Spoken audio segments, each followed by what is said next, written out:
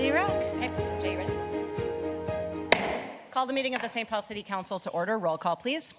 Councilmember Johnson. Here. Jost. Kim. Here. Yang. Here. Bowie. Here. Coleman. Here. Council President Aker. Here. 7 present, none absent. Welcome, everyone. Thank you so much for joining us at our City Council meeting today. We'd like to start by inviting everyone to join us in standing for the Pledge of Allegiance. I pledge allegiance to the flag of the United States of America and to the republic for which it stands, one nation, under God, indivisible, with liberty and justice for all. Consent agenda items 5 through 13 are before you for your consideration. Is there anything to be taken for separate consideration?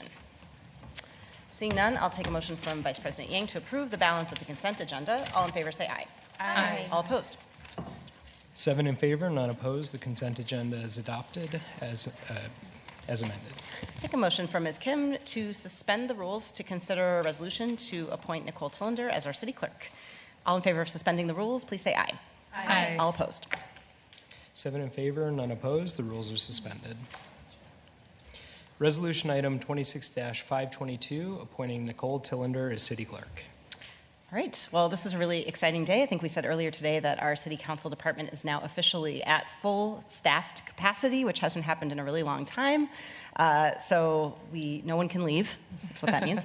And we are really excited to welcome our new city clerk, Nicole Tillender, filling the very, very big shoes of Sherry Moore. But we have been looking forward to your coming for some time. We're excited to have you. I would make the motion to appoint Ms. Tillender, and then we will have an official swearing in. Is there any discussion of the motion? Seeing none, all in favor say aye. Aye. All opposed? 7 in favor, none opposed. The resolution is adopted. And our interim city clerk for this moment, Jay Wilms, will come down to do the swearing in. It's hard for a city clerk to swear herself in. Please raise your right hand and repeat after me. I state your name.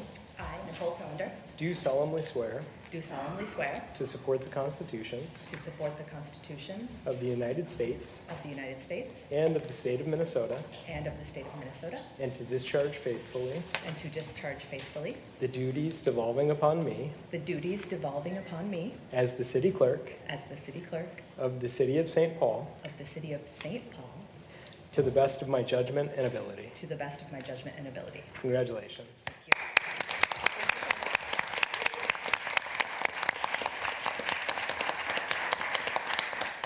Welcome, Ms. Tillender. We thought it would be cruel and unusual to have you immediately come up here and start reading, so we'll start that next week. Item number 14, Resolution 26-502 is before you for consideration. Recognize the contribution of Tashua Vang. Ms. Yang, Vice President Yang. Thank you, Council President. I will head up to the podium for this.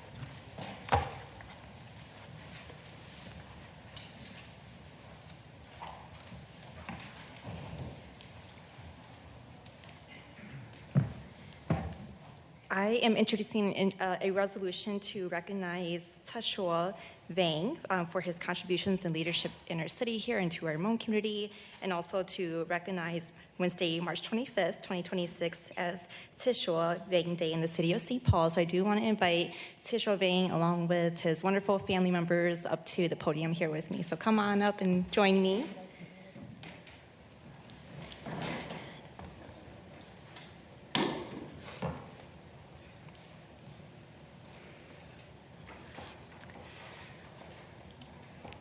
Welcome. Thank you so much for being here.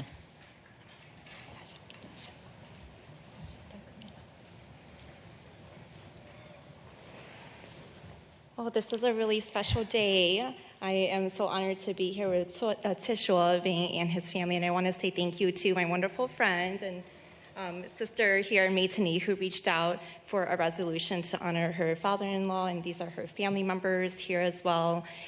They had a really beautiful gala this past weekend to celebrate Tashua, and while I was not able to make it, I was very determined to get Tashua here so that we could honor him in person at City Hall. I want to say thank you to my wonderful legislator April for working hand in hand with me to put together the resolution here.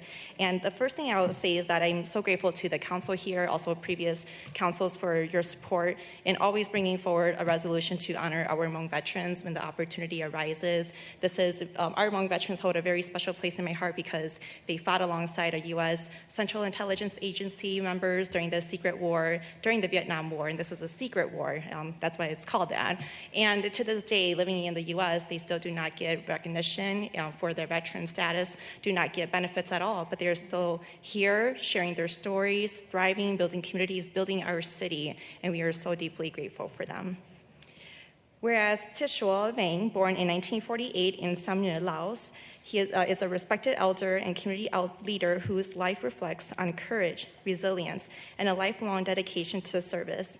And whereas in 1967, Tishua Vang met Central Intelligence Agency CIA officer Jerry Daniels and was recruited to assist the Special Guerrilla Unit, also known as SGU, during the secret war in Laos, serving in a special scouting and support role by observing enemy movements, gathering critical information, reporting intelligence to SGU soldiers, and helping guide troops safely through unfamiliar and dangerous terrain, while thousands of Hmong soldiers fought alongside the United States in a covert military operation supporting American efforts during the Vietnam War. And whereas the Hmong soldiers of the secret war made extraordinary sacrifices in defense for freedom, with many risking their lives to support the United States and its allies, whereas following the fall of Laos in 1975, many Hmong veterans and their families faced persecution and were forced to flee their homeland, seeking refuge in neighboring countries, whereas Tishua Vang and his family sought safety at Ban Vinai refugee camp in Thailand and later immigrated to the United States in 1979, where they rebuilt their lives. Whereas after settling in St. Paul, Minnesota, Tishua Vang became a respected member of the community, supporting fellow veterans, mentoring younger generations, and helping preserve the history and cultural traditions of the Hmong people. And whereas through volunteer work, cultural leadership, and participation in Hmong New Year celebrations and other community events from 1998 to 2019, Tishua Vang helped strengthen the community unity and cultural pride, whereas Tishua Vang is a devoted husband to Chu Hyung Vang, a loving father of 7 children and a proud grandfather of 34 grandchildren, leaving a lasting legacy of family values and community service. Whereas the City of St. Paul proudly recognizes the contributions among veterans and community leaders whose courage and resilience have enriched the city's diversity and strengthened the community. Now, therefore, be it resolved that the St. Paul City Council honors Tishua Vang for his service during the secret war in Laos, his leadership within the Hmong community, and his lifelong dedication to preserving Hmong history, culture, and community. Be it further resolved that the St. Paul City Council hereby proclaims Wednesday, March 25th, 2026 as Tishua Vang Day in the city of St. Paul. Thank you, everyone.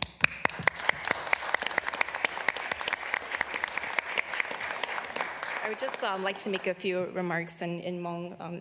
Tishua gu sahi ojo ko na no yo inu chu sing hin gu sahi ai ojo te ko mo ko jini ko ba mi tu min yo la shada nya to ho sing po no e mitini ni ha ya tu wa ni ha Joku Thai, Honogaku, resolution, the she they pay not a go, but being a hoping to a vision, she chapel had a be more to judge on Yalico, be more lazy, home where Yalico, going on the knock call, but say Beluja, she lose or be her, but mean to Juna, it was short of Gavi, more got to Bonia, to show the sheep here at dawn, near me doing your, my balloon don't not tell you about me like or Jot of Guy, no yet a peer or your thoughts think be should a motor guy be had there, or Jot of God, catch it down in the no no or your little baby when Tini got cheese on up high, Ningo Jogi, no your god no, sexual by no. And so with that, I would like to welcome Meitini to say a few remarks on behalf of the family. Welcome. Good afternoon. My name is Meitini, and I'm here with my family today. On behalf of our families, I would like to say thank you to St. Paul and also our council member Nelsie Yang for this beautiful organization honors my father Tishua Vang. We truly appreciate honors to be here today. We are proud of him, and here he worked hard on his whole life. He's a strong leader. He's a great father for us, and That's it's his journey, sacrifice for us. Means so much to us. And this recognition is not only for him, but also for our families and also for the community. It reminds us to stay strong and hard work and continue to his legacy. Dad, we love you and we're so proud of you. Thank you. Thank you again to the City Council and also Council Member Nelsie for this beautiful honors today. And thank you so much. And I would like to say a couple more words so my dad can understand that.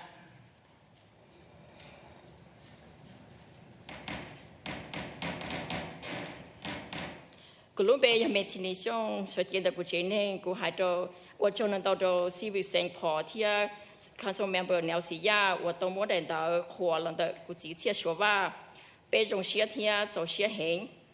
The Wahalu, Jong Hang, Tian Son the Jane, the Yaitu, Tojo Jong, Lengzi or Luna Jane. Tian, the Yaitu name or Shai to Shanto, one of each other. Then the Hono Chia don't sue that she don't changing Tia Luja. Kiro Bay had the Gobe or Jong, Tia Bay or Kurt, one of Lumbe Muizi, near Tetsi, Belune, Tia Bay on Shantone. What your agency, City Council, City of St. Paul and Council Member Nelsie Yang, Dr. Gay, Hano, or Joe. Thank you. Thank you very much. Thank you. Council President, because the family, they'll most likely have to leave in a bit, I do want to make sure we get a photo with them. And so if any of the council members would like to join me on stage, please do, and we'll get a group photo, and Plo will be taking the photo for us.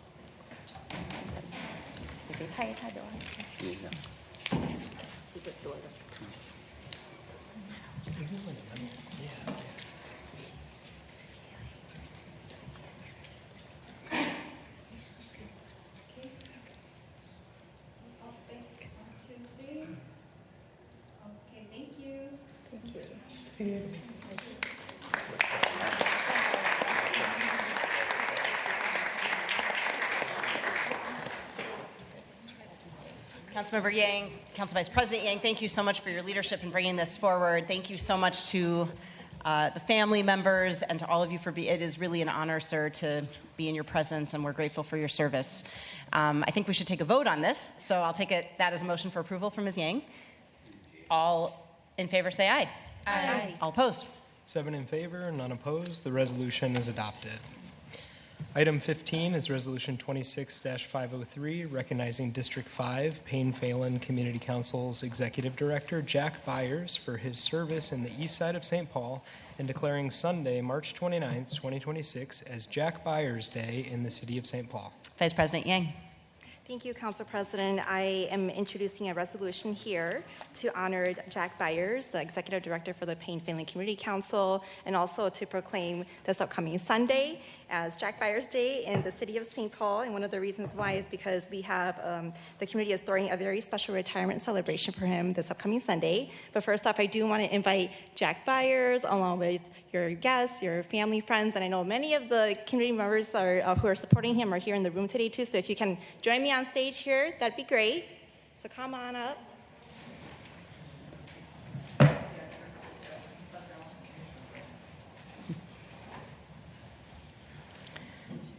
Welcome up. Thanks for being here.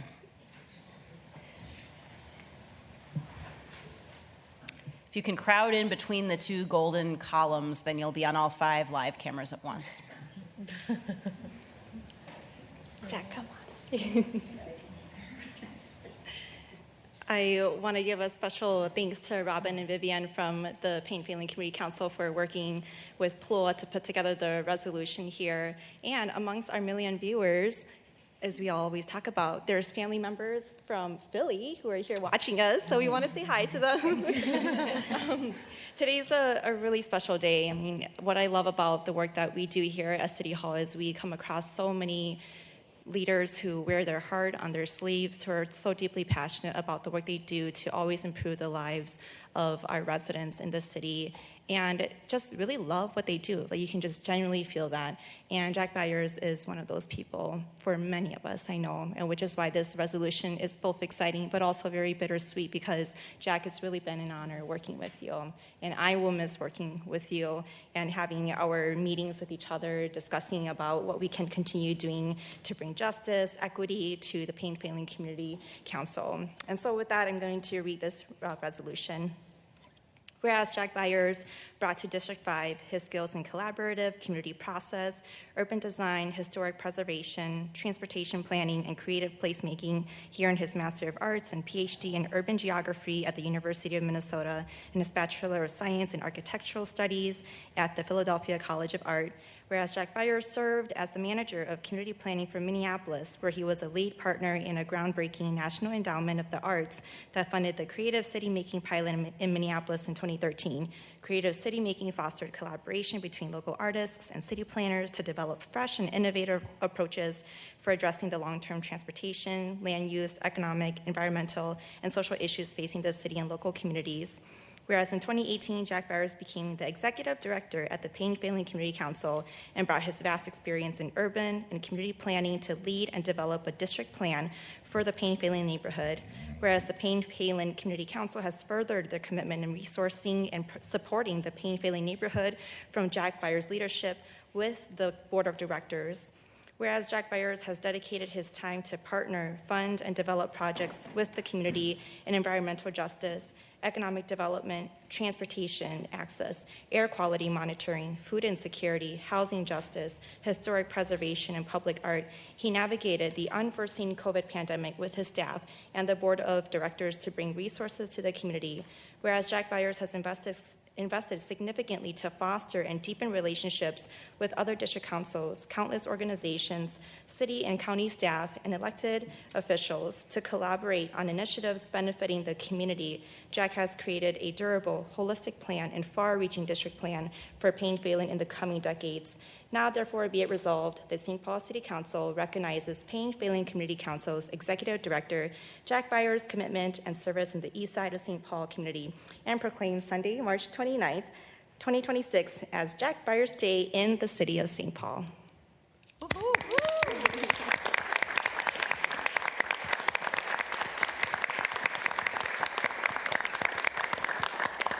And if y'all would like to join the community for a very fun, exciting retirement celebration in honor of Jack Byers, it'll be this upcoming Sunday, March 29th, 4 p.m. to 6 p.m. at Caribou Grocery and Deli on 719 Payne Avenue in St. Paul. And I want to give a huge shout out to the board of directors, the friends, the family members, and everybody involved who made this happen for Jack. So with that, I'm going to pass the mic over to Jack. Welcome. Thank you, Council President. Thank you, Council Vice President.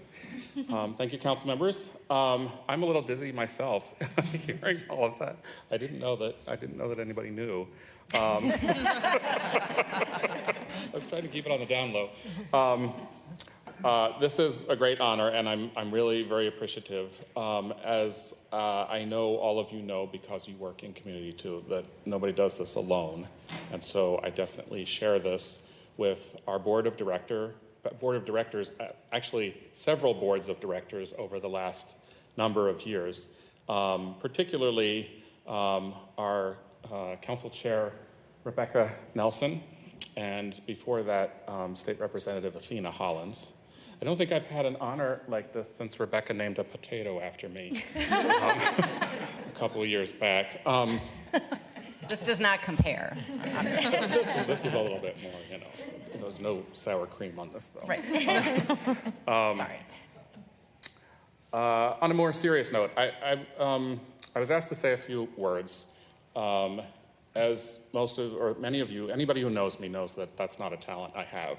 But I will trust that you give me the hook when you need to, and I will try to keep it brief. But I think it's important to bring up a couple of questions that we've used in community. And I forgot to mention Vivian and Brahma and staff, who are invaluable.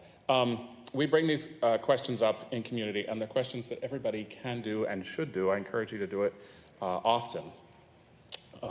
Think about this present moment, how old you are now, and add 20 to that. So then think about how old you will be 20 years from now, right? When you are at that age, when your loved ones are that age, what do you need this city to be so that your lives are whole and complete? It's hard to do that if you're thinking just about today or tomorrow. So think about that 20 years from now. What will be worse if nothing ever changes, if everything stays the same? What will you miss if it's lost to the tides of time? And what is it you're going to hang on to and take with you 20 years from into those next 20 years? I don't know. I have a hunch that no one sitting in this room today will be in this room 20 years from now. We will all have moved on. So I want to appeal to all of you, the council, all of our elected officials, the community, all of our volunteers, to think about one thing that's really not spoken about enough. It's in the city's comprehensive plan. Every single map in that plan has a gold line on it. It's called the area of concentrated poverty. That line shouldn't be on those maps. That line is there as a reminder, it's an appropriate reminder, that there's people who are struggling, that there's people who they're not born with advantage, they don't easily gain advantage, but they certainly deserve every advantage they can get. And the work of all of us should be rooted in erasing that line of poverty so that it does not become a latter-day red line that stays with this city and stays around the neck of the city. So I encourage you to, in everything you do, think about yourself 20 years older, think about your loved ones, think about your community members. I am retiring from paid work. I'm not planning to slow down just yet, maybe a little bit, but in 20 years from now, I hope that I'm one of those old guys who's in the park playing checkers with other people. Those are spaces, there's a lot of spaces like that in Philadelphia. There's almost none of that in St. Paul. There's great places to go and be active. There's nowhere to really just hang out with community unless you're doing it inside. So think about that line of concentrated poverty and please stay in touch. I'm not going anywhere. And I'd love to see all of you more often and talk more often too. Thank you so much. Thank you so much, Jack. Oh, thank you, Jack. Again, we will miss you, and thank you for your words of wisdom. I invite all of the council members to join us for a photo before our guests here have to head out. So come on up, and Flo will take our photo again.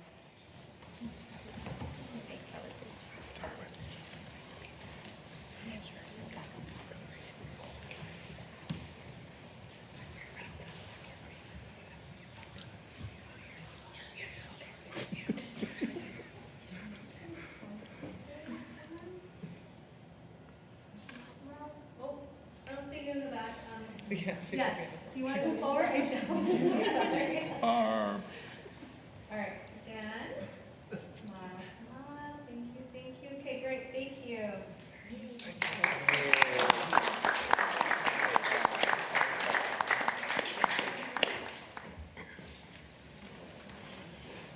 I will take that as a motion from Ms. Yang for approval.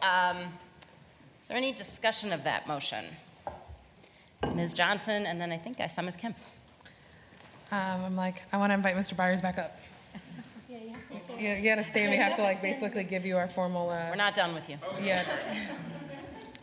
It's weird talking away from the mic and also turning, or saying these words with my back towards you. So it's okay. You're fine. You didn't do anything wrong.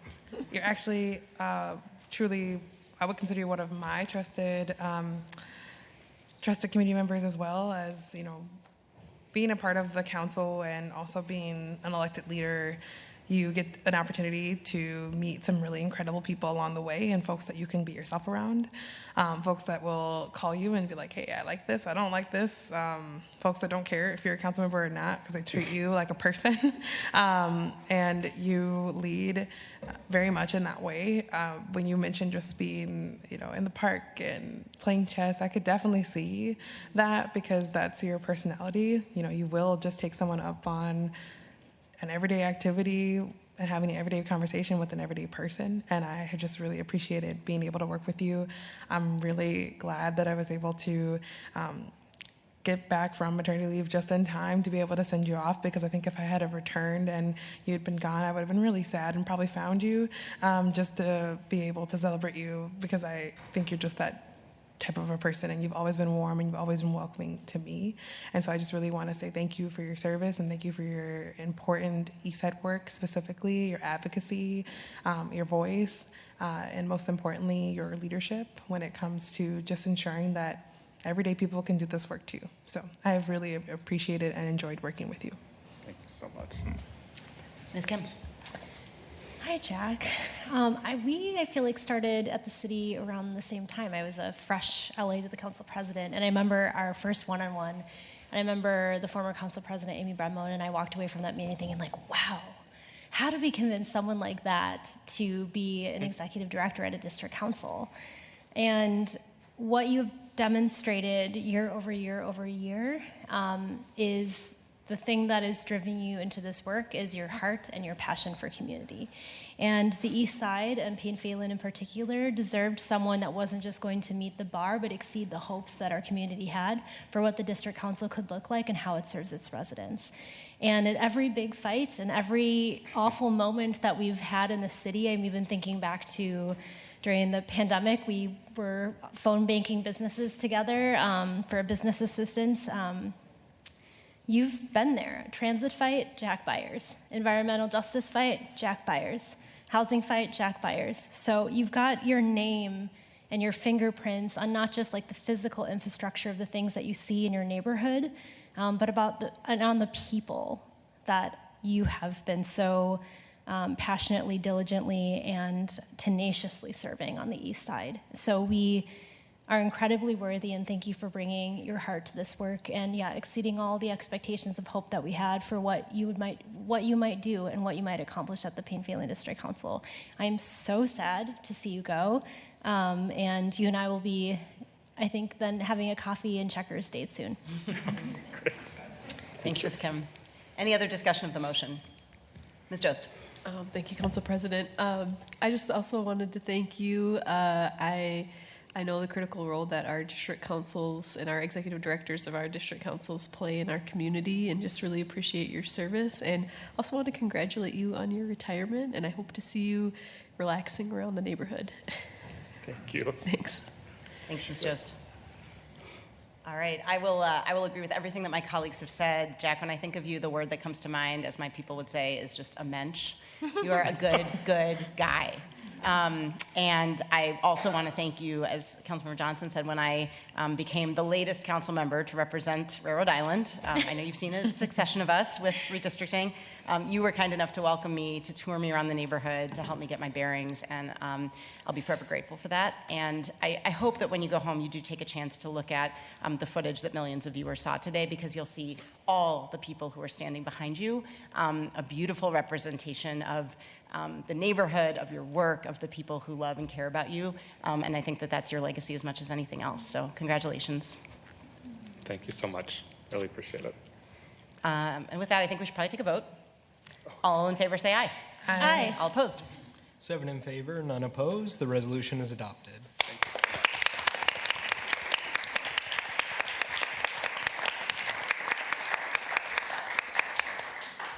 Item 16 is Resolution 26-412, adopting the findings of fact, conclusions of law, and recommendations submitted by the Administrative Law Judge with exceptions concerning the tobacco product shop license held by White Bear Tobacco Marketplace Incorporated, doing business as White Bear Tobacco for the premises located at 1662 White Bear Avenue North, and imposing the recommended presumptive matrix penalty and the costs of the contested case hearing before the Administrative Law Judge.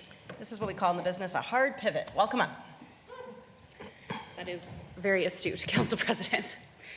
Council President Naker, members of the City Council, my name is Monica Schaefer. I'm an Assistant City Attorney for the city, and I'm here representing the Department of Safety and Inspections about this matter. So the purpose of today's agenda item is for this council to consider the hearing record that took place at the beginning of December.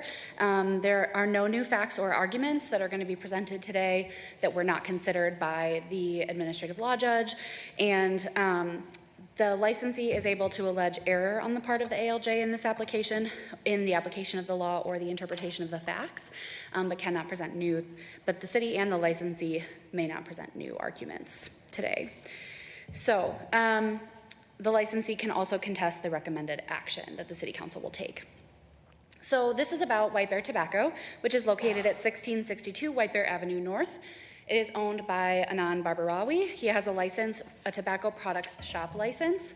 As part of having a tobacco products shop, the state requires that there be regular inspections, annual inspections, where an underage buyer who is contracted with the Department of Safety Inspections, so that means the person is between the ages of 18 and 20, and you have to be 21 to purchase cigarettes or tobacco products here. That person goes into the store and attempts to buy a tobacco product. The tobacco licensee must, or their clerks, whomever it is, must ask for identification and confirm that that person is over the age of 21 in order to purchase them. In April 2025, White Bear Tobacco did sell an underage buyer a tobacco product. Did not ask for the person's license. All of our DSI youth that come, they do not pretend to be anything other than who they are, and they do not withhold any information about who they are. This was the second time that an underage buyer was able to buy a tobacco product from this business within 2 years. Therefore, the city attorney's office, the Department of Safety and Inspections recommended the imposition of the matrix penalty here, which is $1,000. The city attorney's office issued a notice of violation to the business owner, Mr. Barbarawi, and instructed him on the options to proceed. He selected to choose an administrative law hearing, and that means that he challenged the facts in the court, and we went and had a whole hearing. The city entered 19 exhibits and 3 witnesses. All 3 witnesses were from the Department of Safety and Inspections, and ultimately the ALJ represented or determined that the city had met its burden. And so the ALJ found that the recommended penalty was appropriate, that a violation had happened. So in addition to that, the city is requesting, or in that notice of violation, the city attorney's office notifies the license holder that the city may choose to impose the fees associated with that hearing on the licensee. And here the department has requested that the city council do impose them. Under the St. Paul Legislative Code, section 310.03, subdivision K, the imposition of the licensing fee, hearing fees are, the administrative law hearing fees, thank you, are appropriate to impose when the violation involves the sale of a cigarette to a minor, or if the position, claim, or defense of the licensee was frivolous, arbitrary, or capricious, made in bad faith, or made for the purpose of delay or harassment. The department believes that that has happened here. The facts found by the judge illustrate that the violation was a sale of cigarettes to a minor. After that, the evidence, the memo that you have attached to this resolution explains the ALJ found that the licensee's testimony was self-serving and not corroborated and was not credible. It was logically inconsistent. He did not provide any arguments or evidence no evidence to support his arguments of his claim, and all of the evidence admitted directly contradicted his claims. So for that reason, the department concludes that under either one of these justifications, the imposition of these fees is appropriate. So the department respectfully requests that the council impose the matrix penalty of $1,000 and the the hearing fees in this matter. Great, thank you. I assume the appellant is here or not? I don't see him. Okay. But we'll get knows there this is here. in a moment. Okay, any questions before we potentially hear from the appellant? Doesn't look like it. All right, if you are the appellant in this case, it is now your time to come up and testify. You will have 5 minutes. If you are the appellant in this case, now is your time. And last time. Okay, thanks so much, Ms. Schaefer. I would look to Ms. Yang for a motion. Thank you, Council President. I appreciate the presentation. I did get a chance to review all of the documents, and my colleagues here will know that I take these cases very seriously. I am just have heard so much about how tobacco corporations do target our youth, and this is why whenever we do have these cases before us, I take them seriously because I believe that it's incumbent upon our license holders to follow through with our code and make sure that they don't violate it, and also take very seriously and have integrity in serving our communities and really protecting our youth as well. So with this being the second violation in 2 years, I do support the request from our staff. So with that, I move approval. So the motion from Vice President Yang is to support the recommendations of the City Attorney's Office on this matter. Any discussion of the motion? Seeing none, all in favor say aye. Aye. All opposed. 7 in favor, none opposed. The resolution is adopted. Thank you so much, Council. Item 17 is Ordinance 26-17, Administrative Ordinance establishing the minimum qualifications for the vacancy for the position of Fire Chief pursuant to the provisions of Sections 12.12.1 of the City Charter. This brings us to the ordinance section of our agenda. All of our ordinances have 3 hearings. We first hear them with a staff report the very first time. The next week we have a public hearing to receive public comment on the ordinance, and then sometimes we take a couple weeks to make amendments. Sometimes we go straight to the last step, which is final adoption. So if you see something before us for final adoption, that has already had at least 2 hearings in front of the council and is now before us for that point. You'll also see today we also have a first reading of a couple of items and public hearings of a couple of items. We take them out of order for some reason. So this item is before us for final adoption, but I believe that, Ms. Coleman, there is an amendment. Thank you, Council President. Everybody should have a version 2 in front of them. It's also been entered in Legistar. So I would move version 2, which would require us to reopen the public hearing on this item, I believe, because there are a couple of substantive changes. I'll go over them very briefly. Before I do, I just want to thank the union, Local 21, the mayor's office, our HR team. We've had a lot of folks who have looked at this to just make sure that we're not making any changes that would adversely impact the process. But when we had our staff presentation on this last week, I think there were a number of us who were concerned about the move to not permitting a substitute for the education requirement to requiring a bachelor's. While I think that there are likely many qualified candidates who do have a bachelor's, something that I'm deeply committed to is ensuring that we are not needlessly imposing a higher degree requirement when it is possible to show similar competencies and leadership qualities through work experience. I think that it is, there are some rare instances where specialized degrees are absolutely essential, but in many instances there are other ways to show that you are qualified for a job. And after consulting with folks in the department and folks throughout the city, I think that there is a lot of support for the idea that this may be one of those cases. So we have made that change, struck the clause on no substitution for education, allowing for additional qualifying experience to be a possible substitute on a year-for-year basis. That needs to be, experience that shows increasing leadership responsibility, command level duties, et cetera. A couple of other small tweaks here right at the bottom. Just really wanting to get at some of the things that makes our fire department unique and uniquely challenging, and wanting to make sure that that's reflected in the candidates that we're considering. Demonstrated leadership in budgeting, strategic planning, and intergovernmental coordination being preferred. Experience working in a department that operates a high volume EMS system is something that, and then obviously we have a very strong union in our city, and it's critical that the leader of the department have experience working in that unionized environment, experience with labor relations and collective bargaining. So we've added that as something that was in there, but have sort of tweaked the wording to make it clear that that is something that we would really value in this role. Happy to take any questions, but that is the version that I would move. Great. Thanks, Ms. Coleman. Really appreciate your hard work and attention to detail on this. I strongly support this amendment, and in particular appreciate that the union was able to weigh in on this. I appreciate your reaching out to them, and I think this operating high-volume EMS system in particular is something that is really important in our department, and couldn't agree more that experience is often just as relevant as specific credentials. So thank you for that. So the motion is to adopt this amendment and then reopen the public hearing. This will lay over for a week before we could take a final vote. Any further discussion of the motion? Seeing none, all in favor say aye. Aye. All opposed? 7 in favor, none opposed. The amendment is approved, and the public hearing is reopened. And this will lay over a week for final adoption. And the public hearing is continued to April 1st, 2026 for final adoption. Item number 18, Ordinance 26-18, amending Section 193.04 of the Legislative Code to temporarily extend the pre-eviction notice period in Section 193.04 from 30 days to 60 days. Great.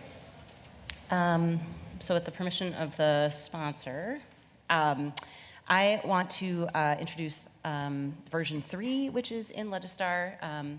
This is an amendment that keeps the balance of the pre-eviction notice to 60 days, but exempts the public housing agencies owned and managed properties from that ordinance. And I want to start by naming the values that are behind this amendment, because I think, especially in this time of heightened political rhetoric, I think it's very easy to sort of take an all or nothing approach, or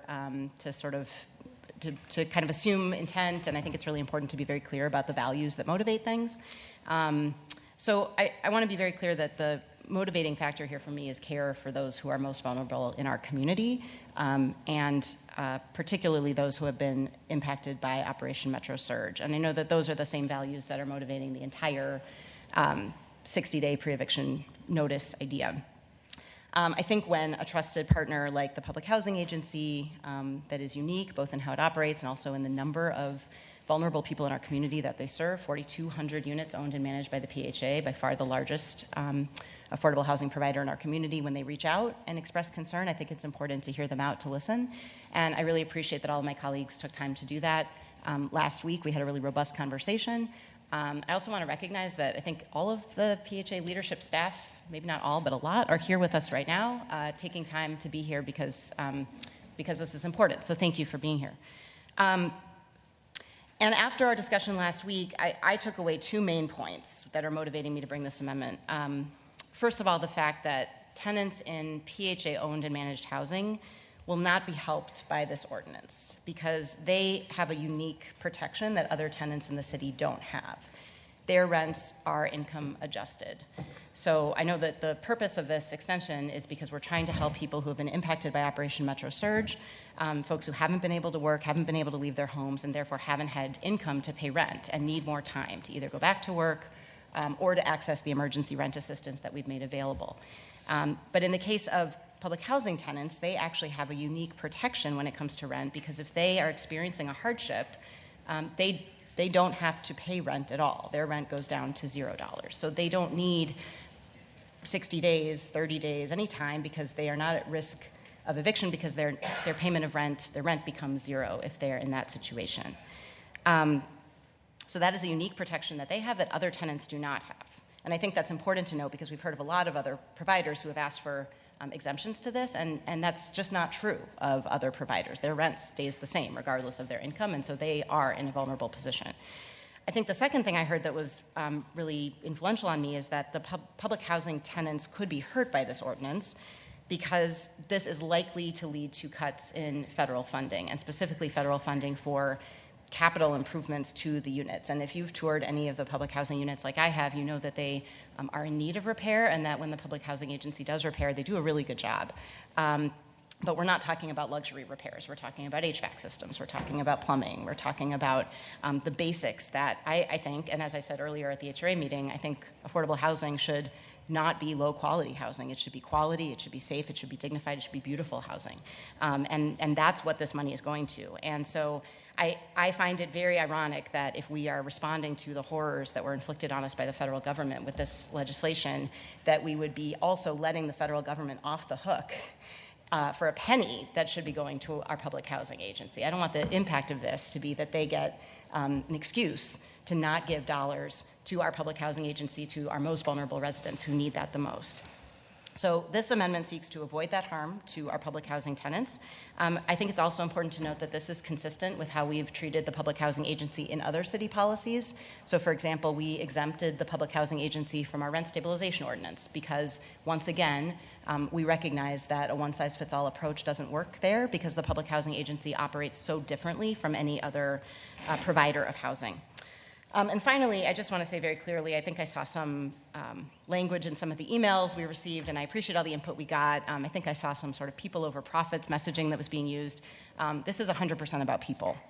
It's not about profits because the Public Housing Agency doesn't make a profit. Every dime that they make goes right back into the people who are living in public housing. So that is what is motivating me in this 100%. And then finally, I did talk to some folks, and I really appreciated some folks who reached out who are in Section 8 or Section 42 housing.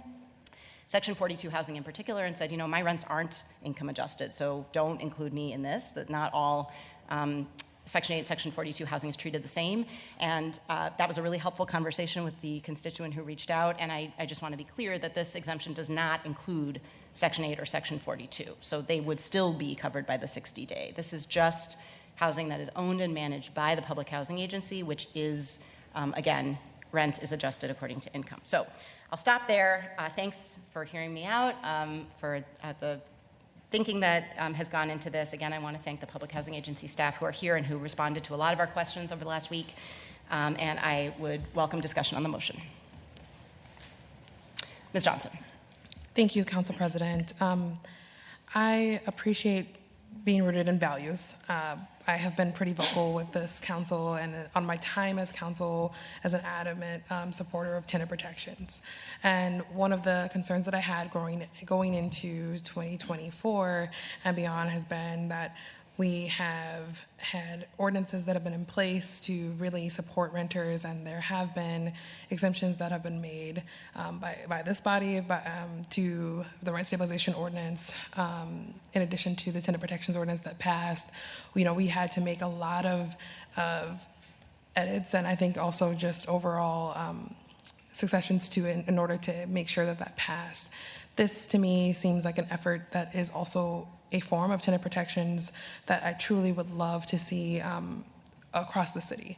And I know that we are talking about this amendment, and I'm not going to be able to support this amendment today. I think I also want to make sure that we're correcting the record, because when we talk about income-based and adjusting the rent, there are still individuals that are housed within the St. Paul Public Housing Agency whom are evicted due to the inability to pay and non-payment of rent. So I think if that was true, meaning if you had a financial hardship and the amount of your rent was just wiped out completely, or because your income was non-existent, I think that the numbers of evictions that took place, including evictions that took place just Friday, with 45 evictions filed and 62% of those evictions being under $1,000, I think we really have to talk about the bigger issue, which is that we can choose to exempt the largest landlord in the city on the principles and the values in which I think you've so elegantly outlined.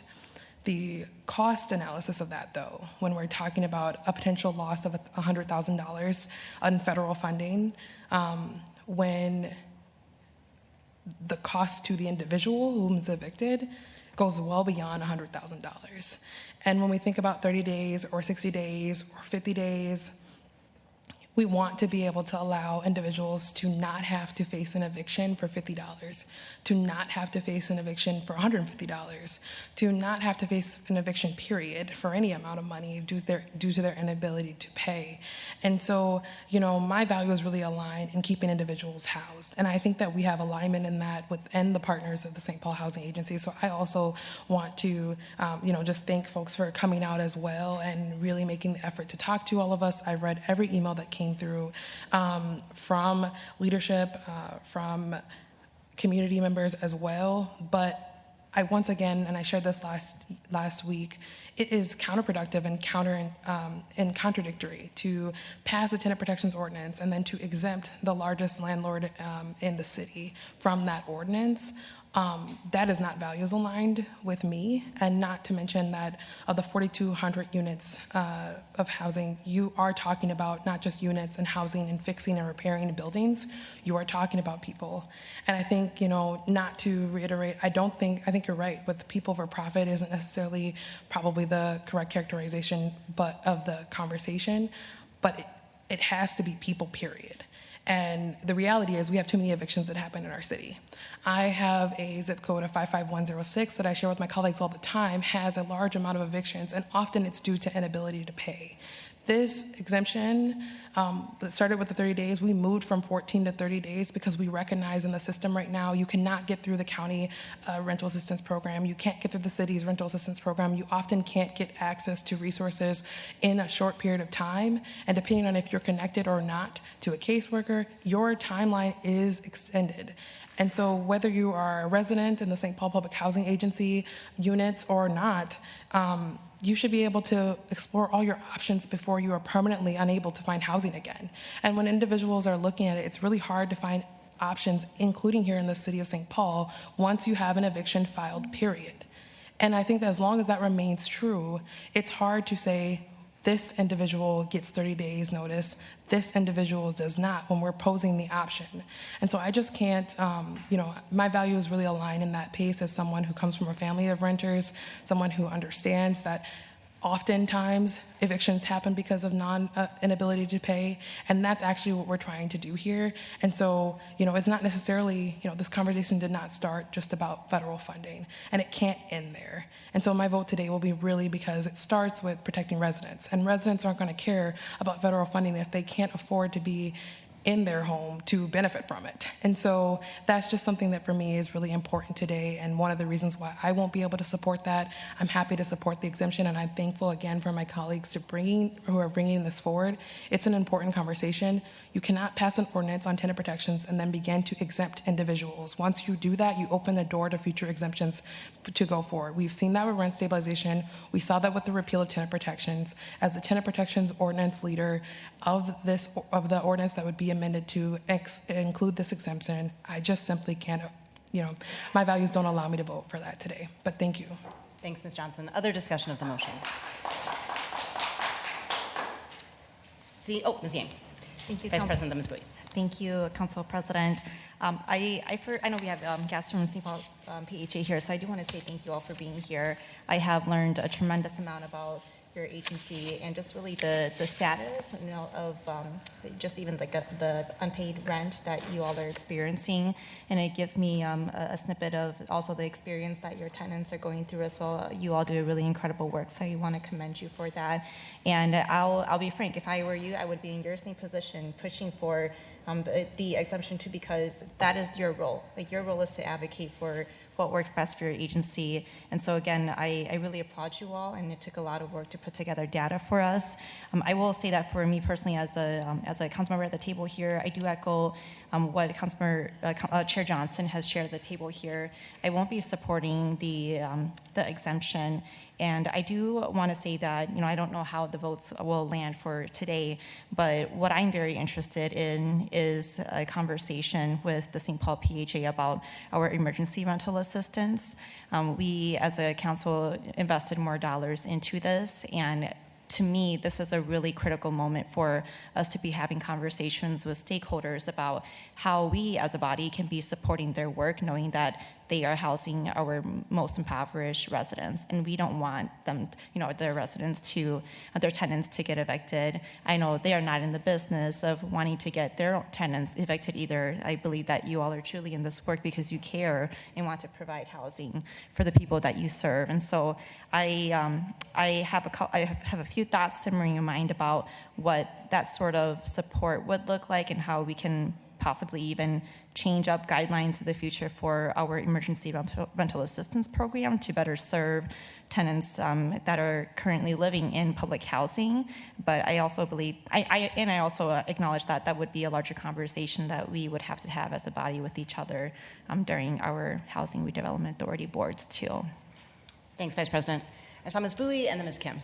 Thank you so much, Council President. Thank you so much, Chair Johnson, and also Vice President Yang, for your comments. I also share a lot of those approach in terms of the thoughtfulness. I really want to say I appreciate MPH and the leadership here. I learned so much. I really appreciate being able to make an informed decision, and I appreciate the follow-up, particularly with the requested information, learning about the agency, learning about the most recent roster of the history of rents unpaid, and also some of the evictions.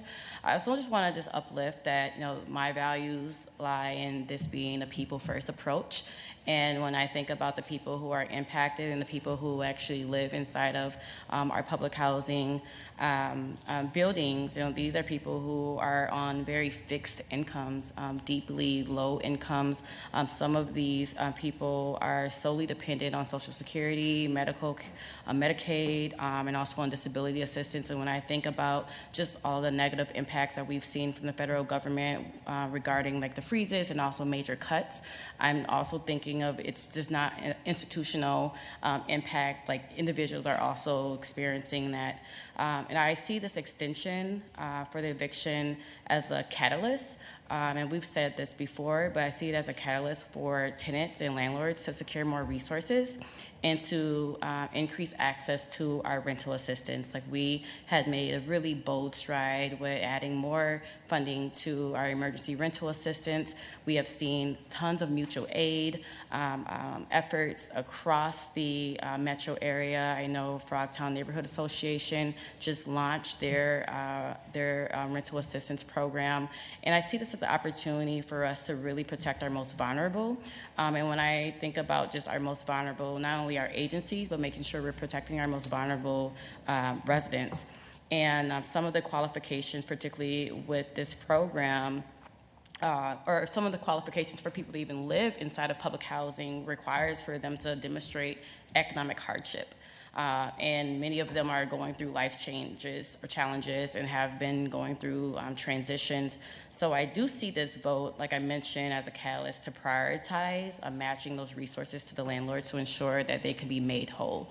So I would not be supporting this amendment and just be supporting with adopting the version as is. Thanks, Ms. Bowie. Ms. Kim. Yeah, I really hold for the applause. I really appreciate the thoughtfulness of this conversation. For me, I'm also not inclined to support this amendment. Homeline's tenant hotline has seen a 94% increase in inquiries about financial aid from St. Paul households since January 1st. And statewide eviction filings were below last year's trends. However, comparing to a 3-year baseline, statewide filings are 10% over the baseline as of just last week. St. Paul eviction filings were 1% over last year's trends, and as of this last week, only 1.1% above. But comparing to the previous 3-year baseline of eviction filings, we're 16% above the baseline. And it is incredibly likely that without mutual aid, this number would be a lot higher. We also are seeing that the PHA is filing eviction notices, and as of last Friday, 62% of the filings, there were 45 eviction filings as of last Friday. 62% of the filings allege less than $1,000 owed to the PHA and have eviction filings. So I'm not going to reiterate the values of why I think that data set is incredibly important, but also I think illustrates why zero exemptions to this policy is really important as we think about protecting our renters, regardless of who's providing their housing. Thanks, Ms. Kim. Any further discussion of the motion? All right, seeing none, so the motion is for the amendment. I think we'll take a roll call vote. Councilmember Johnson? No. Jost? Yes. Kim? No. Yang? No. Bowie? No. Coleman? No. Council President Naker? Aye. 2 in favor, 5 opposed. Those being council members Johnson, Kim, Yang, Bowie, Coleman. The amendment, it fails. And now we will consider the ordinance as a whole, which is now before us for final adoption. Looking to Ms. Kim to see if there are any comments. Yeah, I would like to make a motion to approve, and my comments will be brief. I think a lot of us have sort of spoken to these, the context of why we're moving this policy forward. But Operation Metro Surge did not just terrorize our migrant neighbors, it laid siege on entire communities. Families locked themselves inside of their homes. Children missed school. Workers stopped going to jobs they needed to keep a roof over their head. People lean on neighbors and mutual aid networks just to survive. That is the resiliency of a community that has always had to protect itself. We are witnessing with this administration is just the most brazen manifestation of a long political tradition of using migrant communities as scapegoats to justify increasing militarization. Families and businesses are still figuring out how to recover. They're still standing in the rubble of what the federal government damaged, and mutual aid can only go so far. We are looking at a multi-year recovery, and we are looking at a looming eviction crisis that will arrive if we do not act now. Our tenant legal aid organizations and housing advocates have been naming this for years. St. Paul's housing conditions were already fragile before Operation Metro Surge. The surge did not create that fragility, it weaponized it. 14 days was never enough. And 30 days is not enough now. It's not enough time to find legal help. It's not enough time to navigate a bureaucracy or an application process. It's not enough time to pay down a balance that accumulated while a family was in crisis, while a worker was detained, or while a parent was too afraid to leave their home. Time is one of the few tools this council controls directly with this policy, and today we will use it for the betterment of families. This temporary extension is the floor of what our residents deserve from us. The voices of our housing advocates, our legal aid providers, our tenant organizers have been clear. What is coming will be worse than what we've already seen. I'm grateful to my colleagues for your support and for continuing to stand up to our residents when it counts, and continue to stand up with our residents when it counts. I'd also like to extend my deep gratitude for Homeline, for their advocacy, and most importantly, providing us with real-time data on this ordinance. Thank you, Ms. Kim. So that's a motion for approval. Is there discussion of the motion? Ms. Johnson.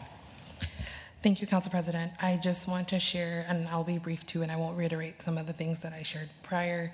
I'll just take this opportunity to share that during the public hearing of this item, we heard a lot of requests for targeted emergency rental assistance, and this body did act alongside the mayor to bring almost $3.8 million this year into emergency rental assistance. And that is not inclusive of the $900,000 that we're putting towards staffing, but that's with $2.5 million that's gonna go straight to residents. And I wanna be really clear on just the kind of the motivation behind that is also to ensure that folks are not having to get to that eviction filing. And so with this extension, I don't think this extension, alone, if it just operates in itself, that just delays, you're getting maybe 60 days to figure it out.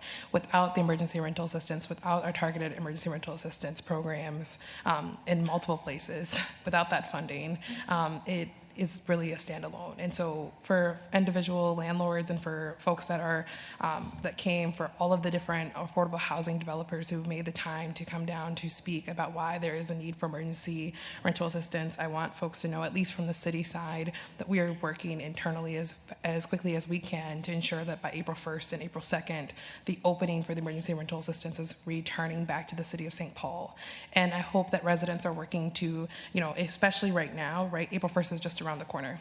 And if you are a resident watching and listening to this conversation and you realize that potentially in April 1st, this might be genuinely you, where you're looking to get emergency rental assistance and are in need of that this is the earliest notification. The website is up to date. Be monitoring as well as being subscribed to the newsletter, but also begin to monitor the City of St. Paul's emergency rental assistance website, because April 1st and 2nd is the goal for reopening.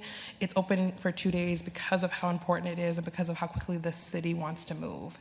And so that application will be open. The materials that you need are there on the website. Prepare for it. And if you have any questions or any thing that comes through, I want you to know about the St. Paul, STPAULERA at stpaul.gov, stpaul.gov.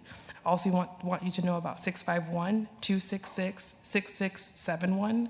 That's the phone number for questions. That's the phone number for inquiries. And that's the email contact to ensure that you see that notification and that you get it. Because in reality, we received over 600 applications when this opened the first time. And that was within that first week. And so when we think about the demand and we think about the need, it is there. And so is the financial assistance. And so I just want folks to know how to access that. And I wanted to take the opportunity to share that that'll be also why I'm supportive of this, because if you miss that 2 days, it's going to be 30 days again until you're able to apply. And those things are really important, and that's why ordinances like this and that's why exemptions like this temporarily provide an opportunity for folks who maybe missed the first time to be picked up again the second time. And that happens all the time, not just with government programs, but nonprofit programs and pretty much every other program that has the assistance piece that requires individuals to apply. So thank you. Thank you, Ms. Johnson. Other discussion of the motion, Ms. Bowie. Thank you. I just have some closing remarks just to deliver as well. I just want to say this action is about dignity, is about granting more time. It is also about recognizing that people are not problems to be moved, but neighbors who deserve stability. Today we choose to give breathing room. 60 days is not just a number. It is time for a parent to find support instead of panic, time for a senior to stay rooted instead of displaced. It is time for housing providers and tenants to come together, access rental assistance, and find solutions that keep people housed. house. We know eviction does not solve a crisis, it deepens it.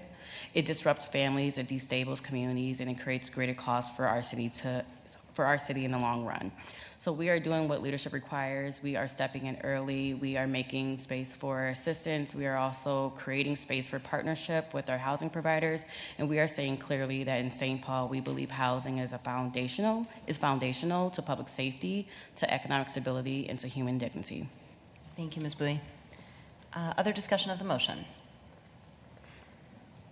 All right.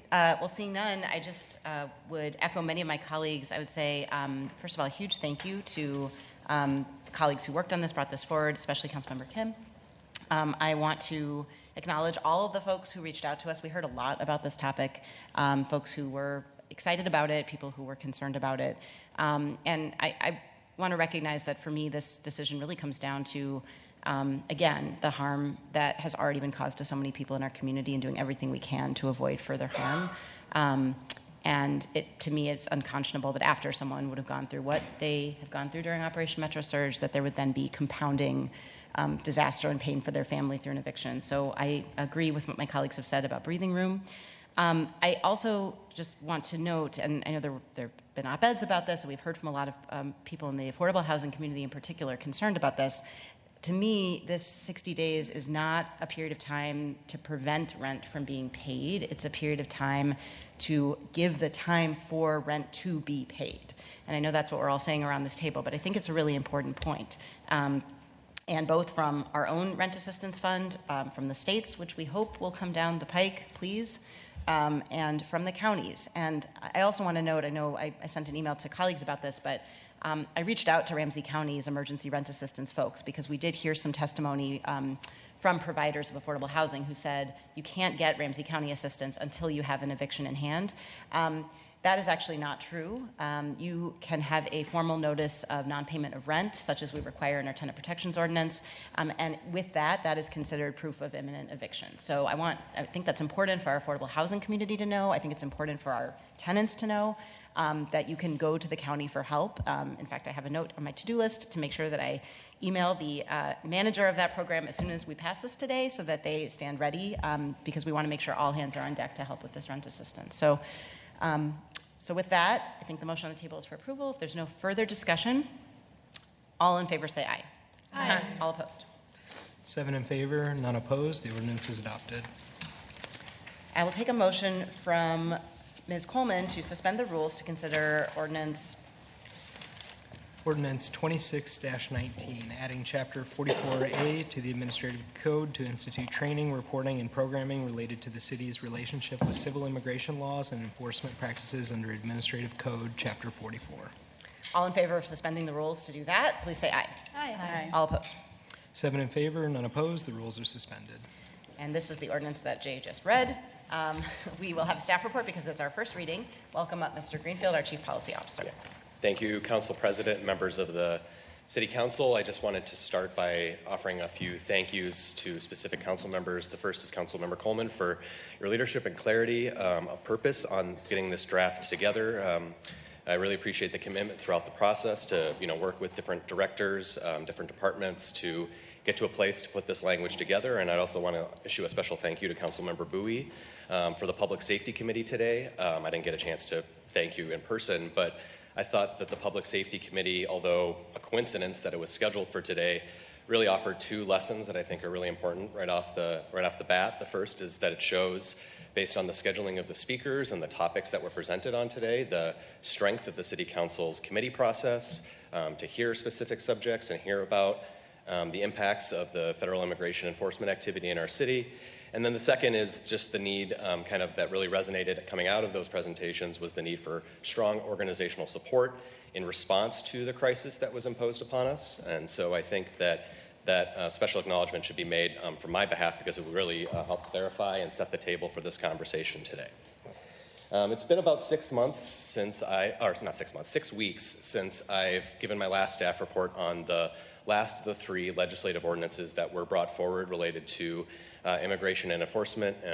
The words I said there, the things going through my head, they're not enough. What is needed is the words before you in the ordinance, and that's what we're here today to discuss is the culmination of many weeks of work to get to a place where we're discussing essentially three concepts: training, reporting and information sharing, and accountability related to the separation ordinance and civil immigration enforcement in the city.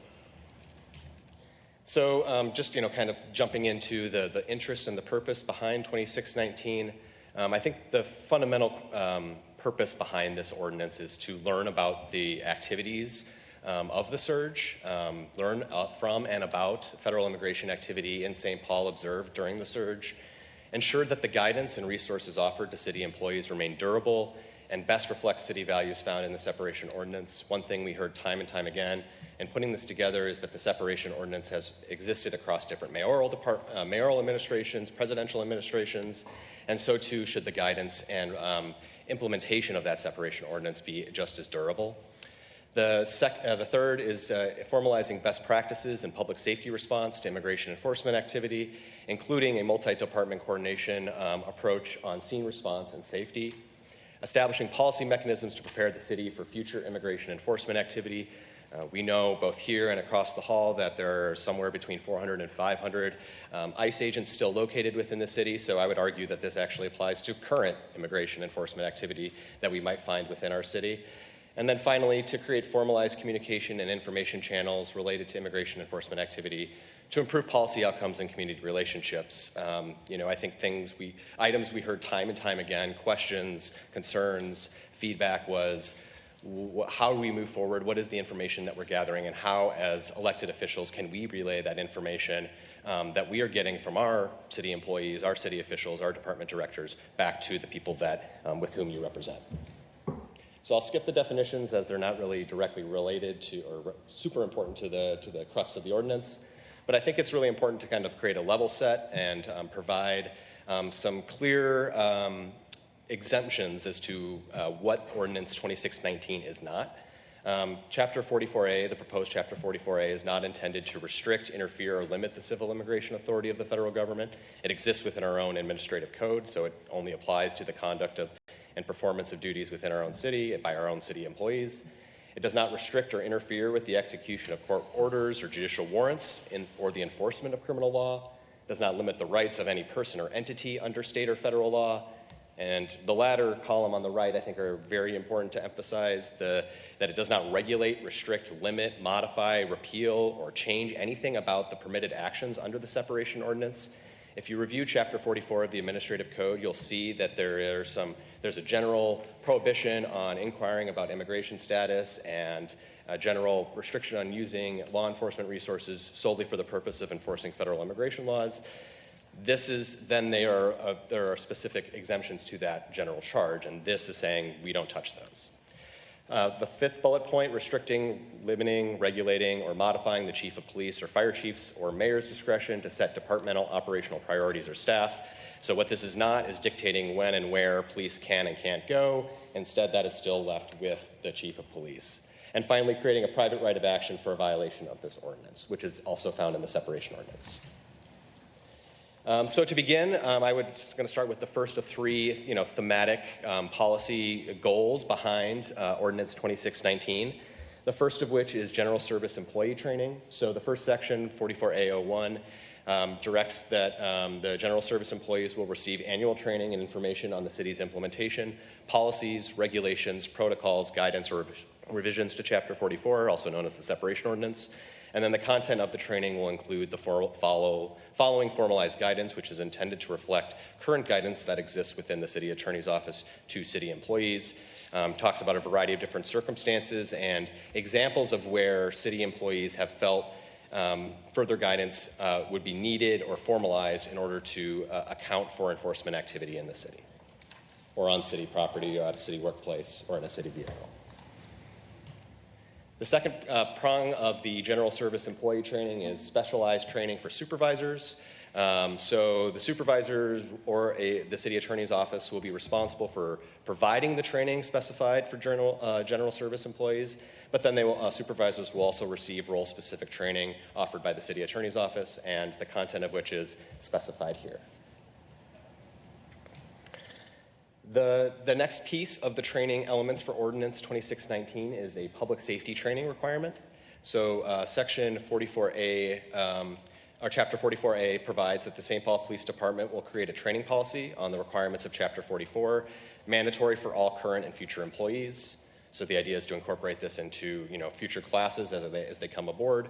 Training shall include guidance and best practices for sworn personnel responding to calls for service involving civil immigration enforcement.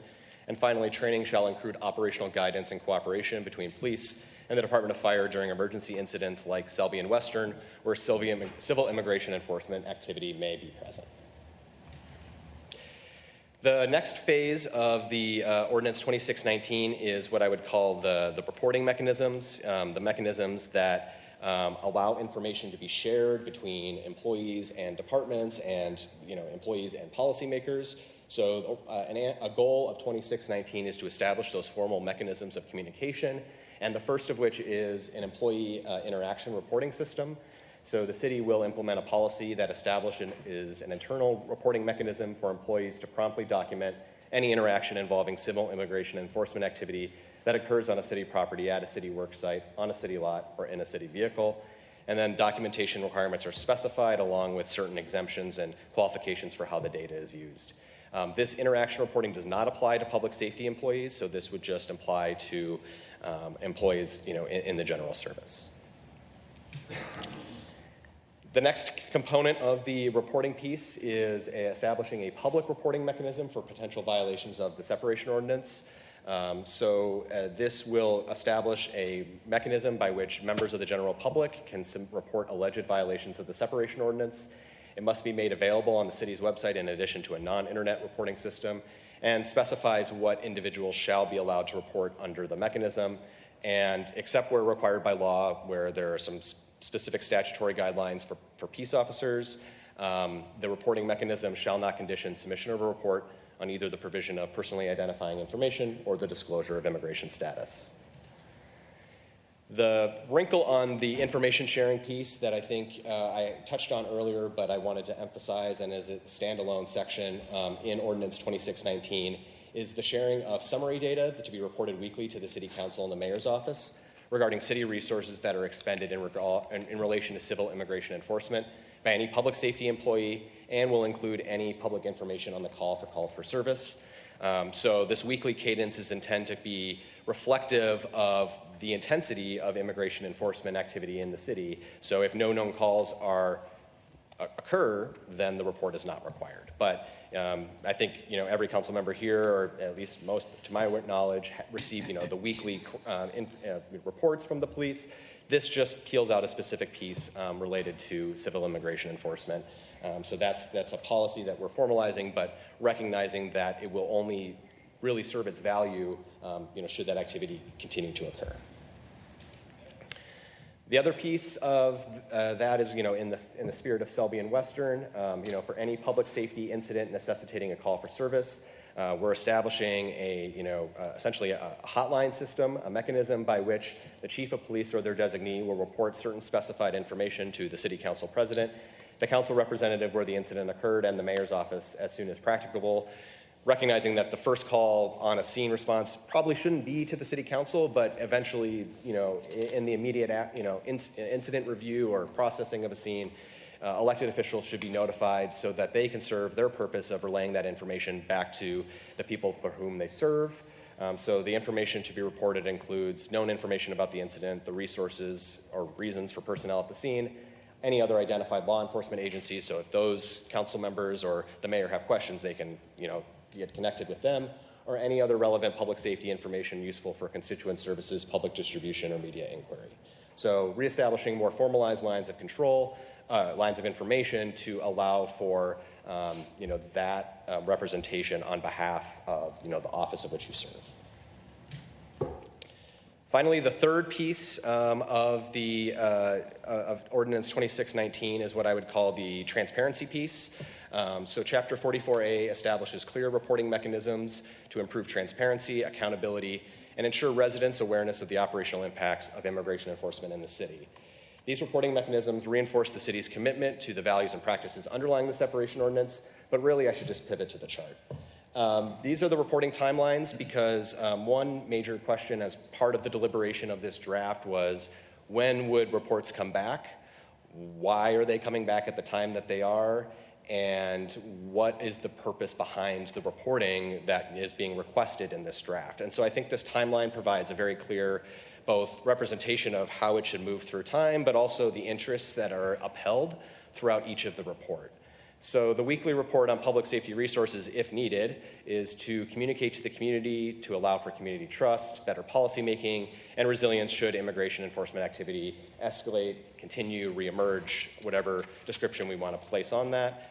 Same would apply to council notification or information about a public safety incident if related to civil immigration enforcement. So as soon as practicable or within 48 hours, those two top boxes are designed to be kind of the more immediate information flow. Then, as we'll get into, a yearly summarized report and a report on public safety training outcomes. This is designed to build resilience, accountability, and ensure that best practices are being reflected in the actual operation of how law enforcement conducts their business if civil immigration activity exists within our city. And then the third phase of timelines are the kind of the yearly reports. So we would have a report come back to council on general service employee training yearly by January 1st of each year, beginning on January 1st of 2027. And then there are existing report requirement related to discipline under the separation ordinance. So there's a proposed report that is intending to sequence with that report that's due yearly April of each year. And so the values on the right there are to strengthen an existing reporting requirement while sequencing and building the community trust necessary that the separation ordinance is implemented to the city's values.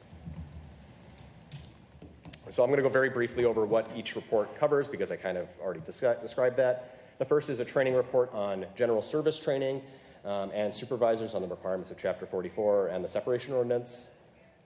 The second is a public safety training outcomes report. This I do want to provide a little bit more detail because it's not just the reports and recommendations on the training that is required by Chapter 44A, but it also provides a descriptive element that I think is bolded on the last bullet point there to say that part of the report should include an analysis about any observed operational challenges to public safety from calls to service during civil immigration enforcement. And because this report is put into the public about what the policy is, this also allows that feedback and democratic process to say if there are observed challenges, the people should hear about them from the police's perspective, allow for that ground up information. And if there is, then further direction that needs to be given, or if there is input that needs to be relayed, that is the way that we do so. It's not attempting to be prescriptive about the conduct of a certain department, but rather learn from their experiences and adjust accordingly. And the report requirement for public safety training expires on December 31st, 2029. That's the only report that is sunsetted in the draft 26-19. The next reports that would come back to council, again, like I said, the sequence report with the existing report required under the separation ordinance regarding implementation of the public reports of the separation ordinance. So the text below here is what's currently in our administrative code. Then we have a public safety summary report, which I haven't described yet, so I'll provide a very brief overview. This is just a report by July 1 of each year from St. Paul Police in cooperation with St. Paul Fire, where applicable, on an annual report related to calls for service for civil immigration enforcement. It shall summarize available public data and provide any related costs to the city in the calls for service, and then specify certain parameters for the summary report, including rationale for the resources, known information, whether police reports are filed, whether medical assistance was required, and whether any arrests were made. Finally, a portion of that section 44A07, that establishes the summary report, also has a descriptive report that requires the police to provide their protocol for how calls for service are identified, routed, and prioritized for calls for service related to civil immigration enforcement. And the police may request assistance from the actual dispatch entity in the city, the Ramsey County Emergency Communications, in preparing the report. So that serves as the final organizational overview of Ordinance 2619, but I just wanted to give some final thoughts of what I think this ordinance is intending to do. The first is ensuring consistent understanding and implementation of the separation ordinance. That's something that the chief author and myself have heard time and time again as a council priority. The second is strengthening institutional knowledge so that compliance remains durable across administrations and staffing changes. This point was really emphasized to me and yesterday in a conversation I had with Interim Chief Duran. talking about the opportunity costs that came from Operation Metro Surge, where so much of our time, effort, energy, and resources were devoted to responding to citizen concerns, providing scene response, that the cost to everything else was so great. And that's something that really can't be measured. And so the purpose behind durability in ordinance is to lessen that opportunity cost, to ensure that expectations are universalized so that should this enforcement activity ever re-escalate, there's already the knowledge, there's already the protocols, there's already the procedures in place based on learned experience, and that should hopefully lessen the indirect cost to city operations if that resiliency is built in throughout all of our employees and supervisors and public safety officials. Finally, this ordinance acknowledges the impact on city operations, but also on city employees to its residents.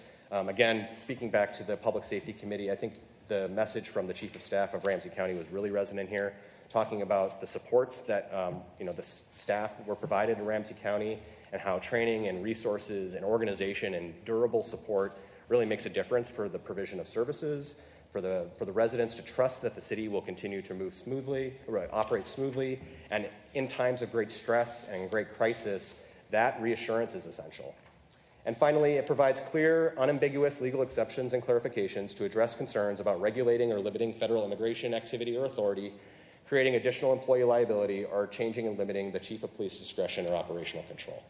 And this, I think, is essential to, again, emphasize that this process for putting this draft together was deliberative. Many steps went along the way, and we heard the feedback and incorporated the feedback as much as possible, and that last bullet point is proof positive of that. So with that, I stand open for any questions on any specifics or general or anything else. Thank you very much for the comprehensive summary. Questions for Mr. Greenfield? Doesn't look like it. Thank you so much. Any comments from, Ms. Bowie, sorry. I guess I do have a question, just out of curiosity. Well, one, I just want to say this was very comprehensive. I appreciate the fast track legislative framework that we had in terms of approaching this and making sure we get a chance to hear it. And I also agree, it worked out perfectly with today's public safety meeting where we heard from County Attorney John Choi and the AG's office and other Ramsey County, particularly around the need for more training and reporting and crystal clear directives from this elected body. So I see this as very timely. I do have a question particularly around, and I can't remember, it might be 44A.05, where it's just the reports of, or actually, no, not that one. It was the training, it's the protocols of the training for employees. 4402, it looks like. I'm just, out of curiosity, I understand, that the council has, or is making this informed decision and has been involved with not only the mayor's office and the CAO, but I'm just curious, particularly since this is requiring employees to go through this training, if the HR director was informed, because I really see this as more of a training and employment onboarding, to where most of our staff already received this training, but thinking about future employment, and when an employee is being hired into our city, how is the HR department looking at creating a standardized training? Because I know different departments and different employees have different interactions with the public, right? So I'm just curious if there's been any deliberation from the HR department about this required training. Councilmember Bowie, I think that's a great question. We did circulate the draft to different department directors, and I believe HR was included in that. What I would say also is that the separation ordinance itself requires that information be given to employees as part of their orientation and as part of their regular ongoing training. So I'm not sure exactly how that's operationalized necessarily, but the spirit of these additional parameters based on Operation Metro Surge are kind of in that spirit, where we wanted to have the cadence of initial, here's what the city code says, here's what the expectations are, but then add in that additional layer of real challenges that our city employees faced during that crisis. I just have a follow-up comment. Just want to say I really appreciate Vice Chair Coleman's leadership on this, and one of the things that I appreciate is that, what's important to say on the record, that we're not expanding or creating a new method or a new requirement for our employees. We're just codifying and making sure that this is in our ordinance. I do think that is really important, just as we are, passing this ordinance to ensure and strengthen public trust, right? And one of the things that we've been hearing over the months is the public wanting to have more transparency around, like, what are we doing? And, although this, particularly isn't actually changing any of our requirements, we're just like putting a standard and making it clear in our ordinance of the best practices that we have. So I really appreciate the work that went into this and the thoughtfulness, particularly around, how our staff is leading on this training, required training, and making sure it's codified. So for future, immigration enforcements or any issues or crisis, that we have it rooted in our ordinance. Thank you. Thanks, Ms. Bowie. And just a reminder to the public watching, because this is first reading, basically the purpose of today is to get a summary and an explanation of what's being proposed. Next week we will have a public hearing, so we really welcome folks to submit testimony, to come next week to let us know what you think about this. And again, we would take a final vote either the week after that, or if there are amendments, potentially later on. So this is just the beginning of the conversation, actually the midpoint of a long process to date, but the beginning of the public conversation. So any other comments before we let this lay over to next week? I see Ms. Coleman and then Vice President.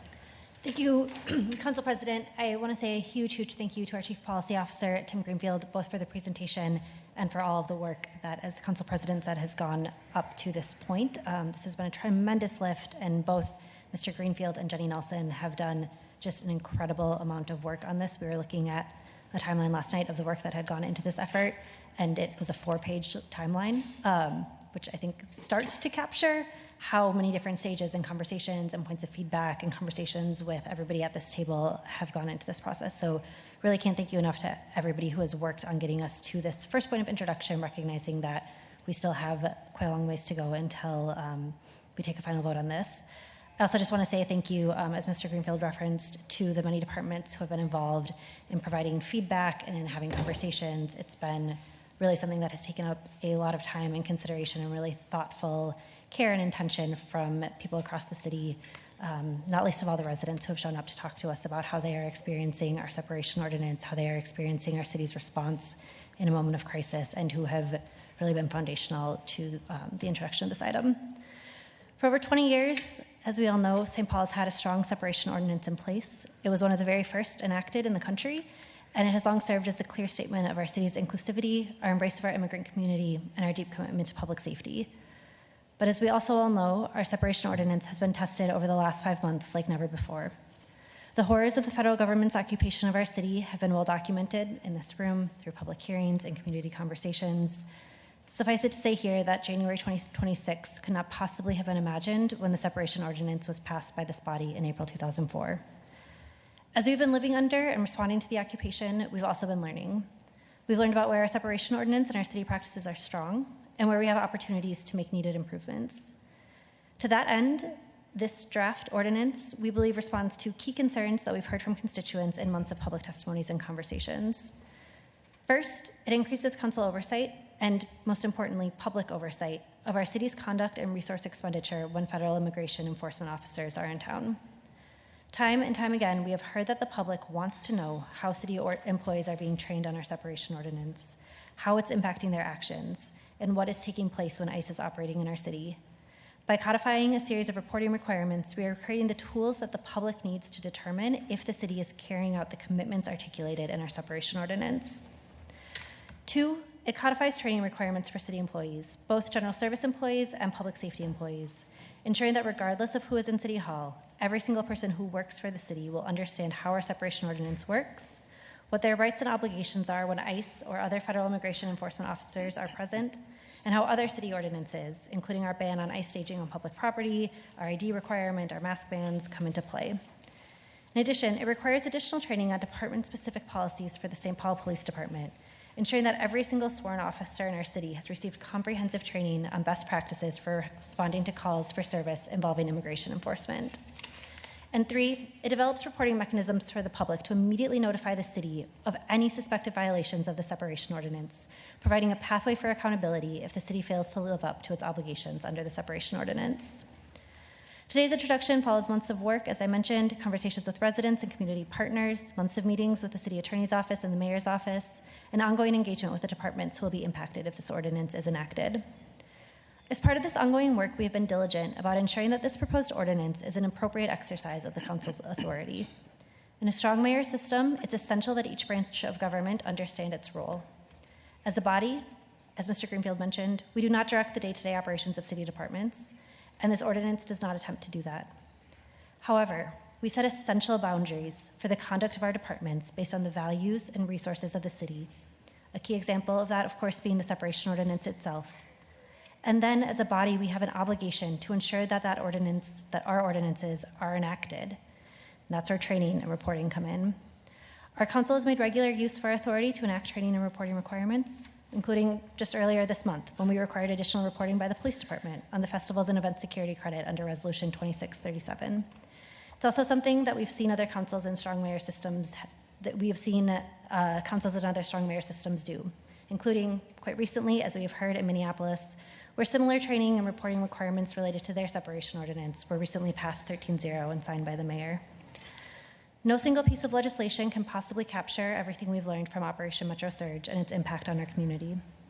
However, it is essential that we take steps to codify what we have learned from months of occupation, because we know now with certainty that this could happen again. If and when it does, every resident of this city deserves our thoughtful and collaborative action to make sure that St. Paul is better prepared. I believe that Chapter 44A is an important step to ensuring that we are, and I look forward to the public conversation that will take place on this in the weeks to come. Thank you, Ms. Coleman. Vice President Yang.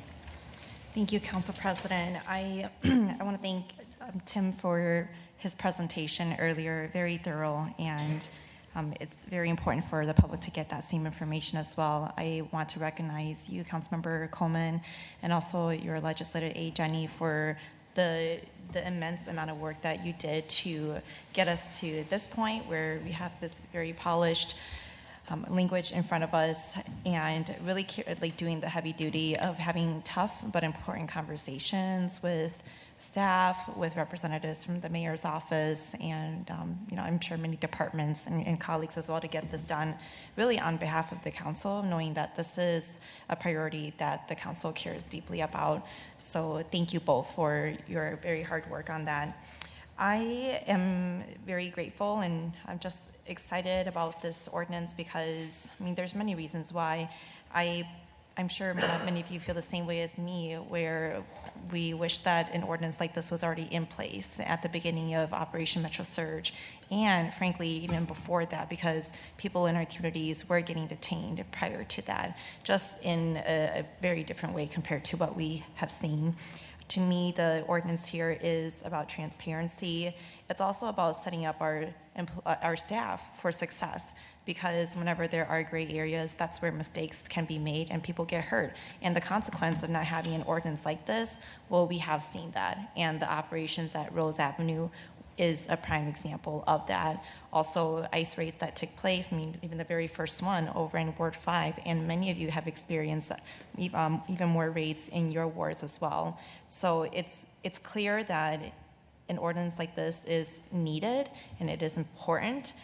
Also, it's how, when I think a lot about what we as council members receive every single day when we open up our emails at the beginning of the day, we get an email from the St. Paul Police Department, and it really details high-profile cases that have happened the day before.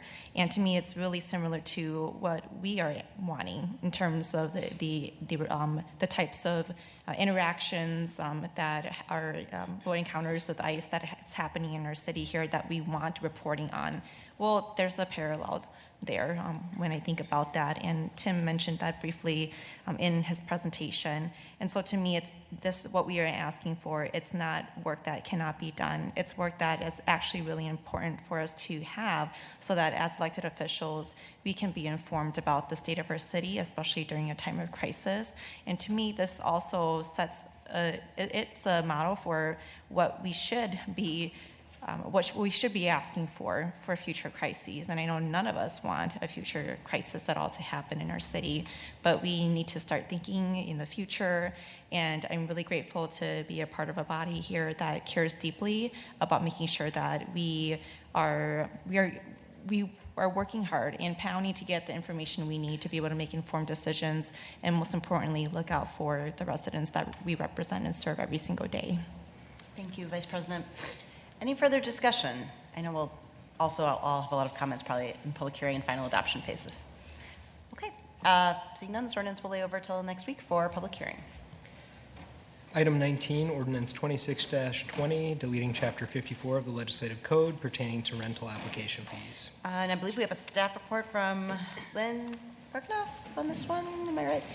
Since this is a first reading, we'll get a quick staff report. Welcome up. Thank you.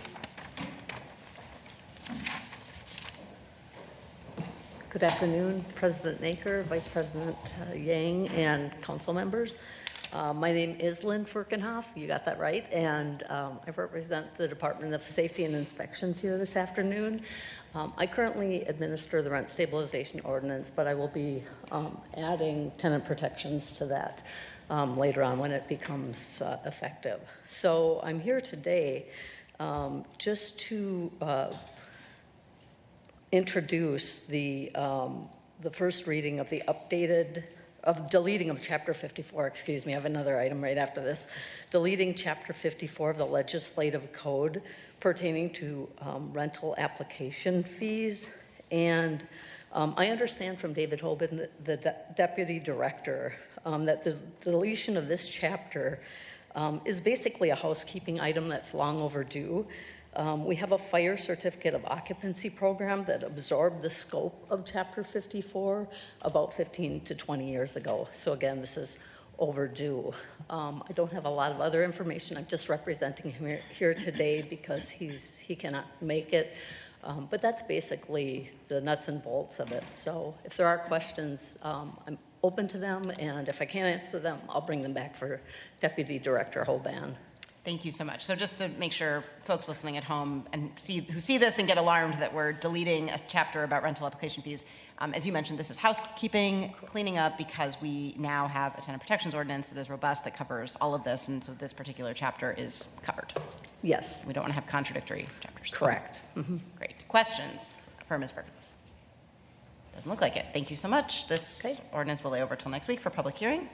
The ordinance is laid over to April 1st, 2026 for second reading public hearing.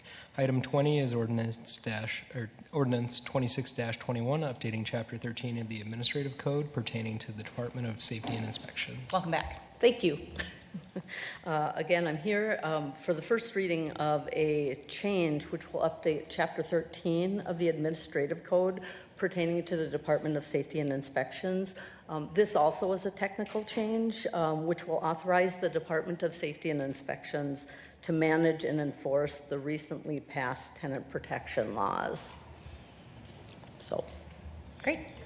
Pretty straightforward. Also, questions for Ms. Bergnoff from anyone? Not seeing any. Thanks so much. Perfect. Thank you. Appreciate it. Thanks for your patience. Sure, no worries. Get to this point. The ordinance is laid over to April 1st, 2026 for second reading public hearing. And this, just before we read the next item, this brings us to the public hearing section of our agenda. So for the next few items, if you're here for a public hearing, when your item is read, we ask that you come to the front, stand in between the two microphones. You don't need to adjust them. They'll pick you up just fine. You'll have 2 minutes to testify. We ask that you start with your name and where you're coming from. And when you're done, please sign in on either of the 2 sign-in sheets. Item 21 is Resolution Public Hearing 26-68, amending capital fund budgets to provide additional funding for the Hayden Heights Library renovation project. This is a public hearing. Is there anyone here to speak on this item? Seeing none, I'll take a motion from Ms. Jost to close the public hearing and approve. All in favor say aye. Aye. All opposed? 7 in favor, none opposed. The resolution is adopted. Item 22 is Resolution Public Hearing 26-70, approving the applications of White Squirrel Bar for 2 sound level variances in order to present amplified sound for a Saturday patio music series and a Sunday patio music series every Saturday and Sunday, May 30th, September 27th, 2026 at 974 7th Street West, the White Squirrel Bar patio. It's always a nice time of year when you start seeing the word patio appear on the agenda.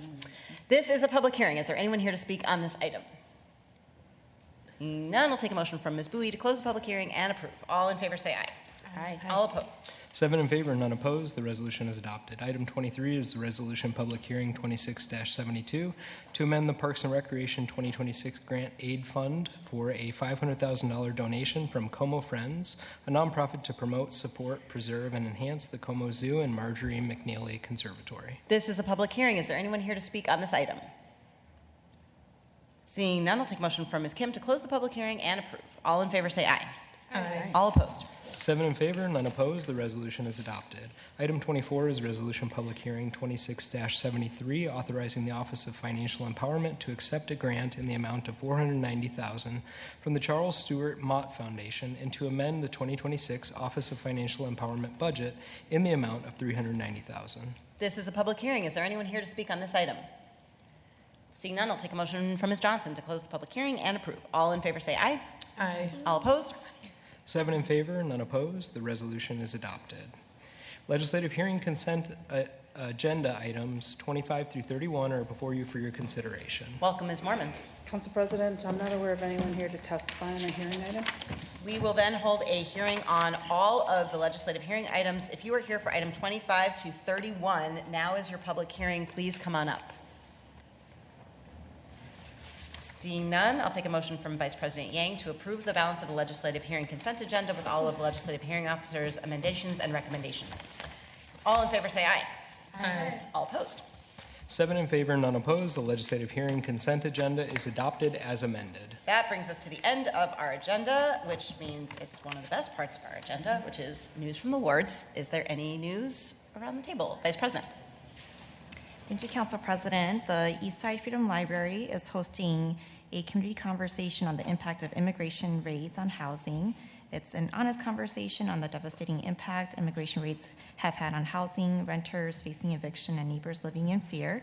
This is on Monday, March 30th at 4:30 p.m., again at the Eastside Freedom Library. Thank you, Vice President. Ms. Kim.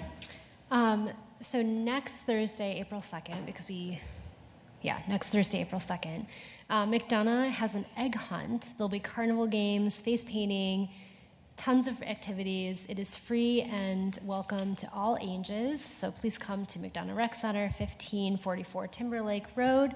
Come compete in a little egg hunting. Very exciting. Ms. Bowie. 2 items, good news in Ward 1.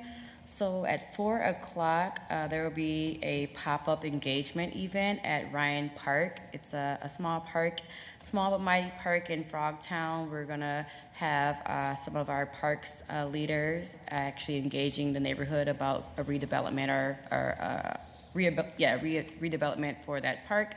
Also, the second good news, tomorrow as well, from 5:30 to 6:30, Benjamin E. Mays Elementary School is going to rename their lobby to Tony Stone lobby, where Tony Stone, who's actually recognized at Dunning Rec, who's a first African-American woman baseball player from Rondo. Her house actually was where now Benjamin Mays is. So they're going to be renaming the lobby after her, also doing the ribbon cutting for the new Afrocentric curriculum that's going to take place at that elementary school.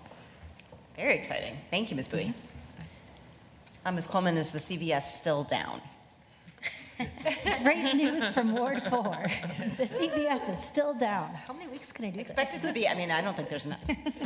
All right, any other news from the wards? Seeing none, thanks for a great meeting. As always, we are adjourned. It's always the best news from Ward 4. Let's be real. It's like so, it's like done.